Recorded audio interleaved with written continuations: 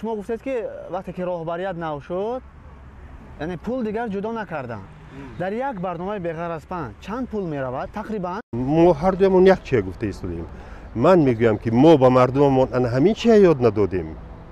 من میگم که این پرابلم هست. شما میگید که این پرابلم هست و آن برطرف کردن نمیشه. و راهبریت نو از چی سبب باشد که به این چیز نه برای این پول جدا کرد و نه به این اهمیت داد. و استاد بخشش یک بوریدگر هر روزه گنرال شما 2500 یورو بود.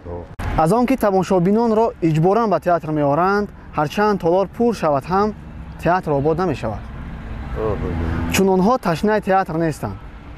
اکنون شما بگید اگر من یاوم یگان سرپرست در همین کانال در همین چی خودم زنده میکنم سری نو با نام بی‌غرض پند. دیگر یک اودیتور ندارد یک معلم و نگوید که 5 سومون شما ماه بلیت باید شما تئاتر لوتی روید ما تئاتر جوان روید. همین ما چیکار کنیم از بین بریم و دانشجو نمیدونم یک راهگذر یک نفری که ماروژنی میخره داره همون راست خودش بیاد تئاتر بیاد. گویا که کرونا ویروس از همه زیادتر این پاندمی به تئاتر زدگی است. تصور کنید انا تئاتر ما تئاتر لاهوتی فرض کردیم. ما بگید که کدام کتاب‌ها را خوانده در کرانتین؟ بخشش درباره امروز و آخرت کدام فکرهای فلسفی کردید و از آنها چی گرفت؟ بدبخترین نسل آن نسل است که در دوره تبدلات دولتی زندگی میکند.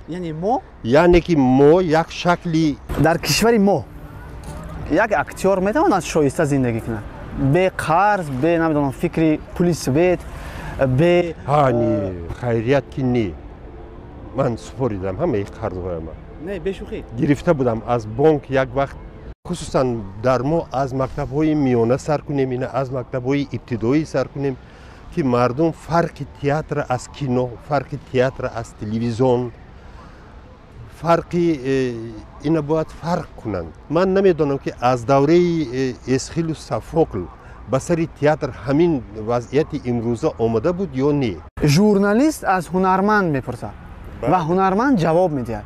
بله میتونم که حتی رپرها گوش کنم و از اونها خیلی لذت میبرم. با شما چی بگویند که میگوید این دنیا ارزش این کار را ندارد؟